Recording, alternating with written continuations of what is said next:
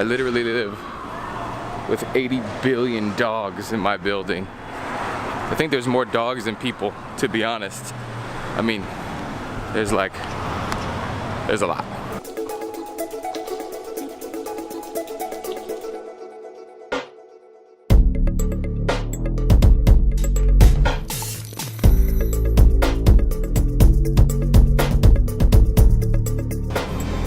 I'm not talking 2 or 3.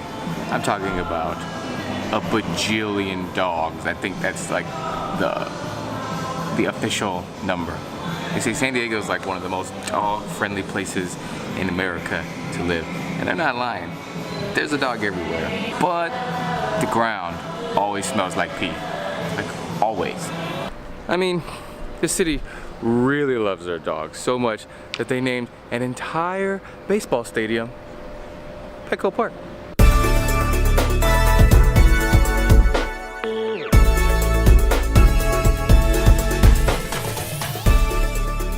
Which honestly is something you really have to consider when you're trying to move to any city.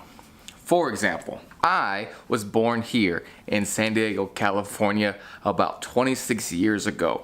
And I always lived either near the beach, 10 minutes from the beach, and for the most part, that was cool. When I moved back to San Diego a little over a year and a half ago, I said, you know what? I really want to live in the city. And a question that I get quite often is, do you like living in the city? Is it cool? Do you enjoy it? I bet it's really, really, really loud. I live next to an airport. Is it crazy expensive? And the answer to all those questions are kind of complicated. I think the better question that you have to ask yourself is, why do you want to move to the city? If you're thinking about it, which you absolutely should.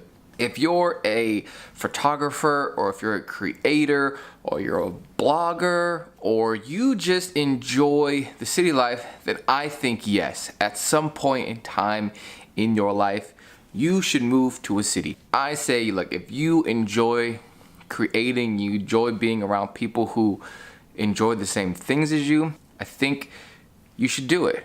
But here's some things that you should consider. It can be very noisy.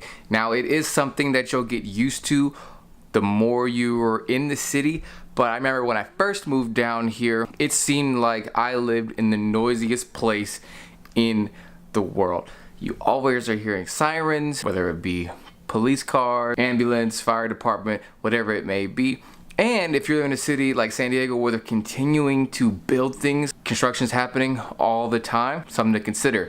You hear, beep, beep, beep all the time. You always hear like jackhammering or things being demolished, things being, just really, really loud construction noise.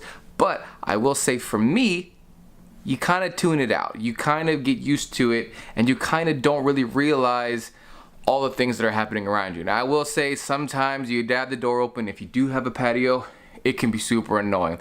But for the most part, you should adjust. The second most common question that I get asked is it expensive? And the answer is yes. It is generally more expensive to live in the city as opposed to being in other little parts of a city. And that's because it's just nicer. I myself, I live on floor number 34. There's only 40 floors in this particular building. And honestly, I love it. When I first checked out the space, I was just blown away. I said, I want to live here at least for the next year with this view. Waking up and seeing just the entire city in almost 360 degrees is one of the most coolest things I've ever done. And this has been a great year to live here. I will say though, it comes at a price. You are losing some extra money in your pocket. You're losing, some extra money to go out with your friends or to go to some movies or to go on trips. But if you can swing it, if you can pick up another job, if you can pick up something else to earn some extra income to compensate for that, then you should do it. Because it's an experience that you're gonna have to tell your kids and your grandkids one day. And honestly, for me, it's something that I really, really valued, was being able to live somewhere really, really cool that I got to enjoy it. Because honestly, I would rather spend my money living somewhere that's significantly nicer than having, a cheaper apartment and I've got no view, or I really just dislike where I live. So for me, that's why I chose to spend the extra money and to live here. There are also other things that you need to consider when living in a city. It's like parking. Does your building have parking? Does your building have multiple parking spots if you have multiple roommates? Mine, for example, there's 3 of us that live in this loft, and there's only 2 parking spots, which means that one of us has to park on the street. It ain't me though. So that's something that you have to think about. You also kind of have to think about your commute. Now, if you live somewhere where there's traffic, your commute might be a little bit tougher getting in and out of the city. Hopefully you've got a cool job, and hopefully you can figure out a way to time your commute in and out of the city to where you're not dealing with just rush hour. If you live in a city where it just is bonkers, whether you're here on the West Coast or you're in the East Coast, you know what it's like when you're trying to get home and you've had a long day and all you want to do is get home to your really cool loft that you live, and you can't because you're sitting in traffic. So that's something to consider, something to think about.